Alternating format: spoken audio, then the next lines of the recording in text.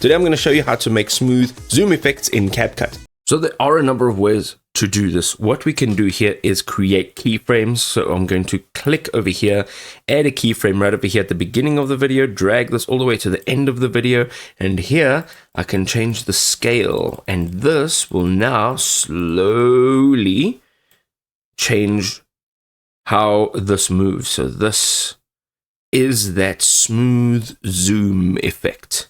There we go. Now there are a bunch of other ways that we can do this. Let's say that we just remove those keyframes. So let's completely remove them.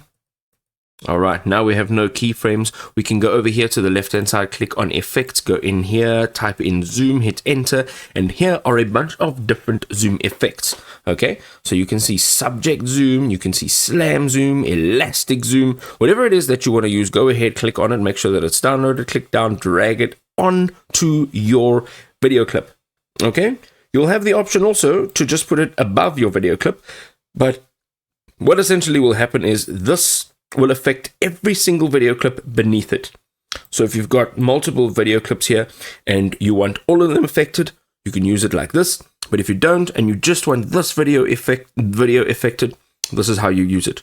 Now, if you go over to this video clip, you'll see it says special effects. Click on the actual word, it says special effects. You'll get the option, and here we can move this all the way down to 5. Let's see what it looks like. Okay, can you see that? Now let's say we want to move it up to 50. Okay, this is what it's going to look like. All right, let's say we're going to move it to 100.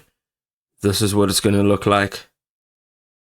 You see, it's all very different. You can also use the mask option over here, but ultimately here are all of your zoom effects. Okay, now you can come down over here and you can also click on this stabilization. If you have shaky video and you are using a small zoom, you can click on the stabilization. It will just take a few seconds to do so.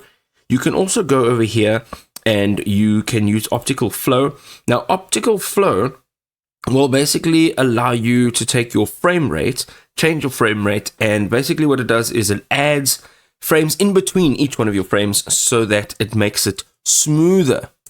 Okay, and that, ladies and gentlemen, is how you create smooth, beautiful looking zoom effects.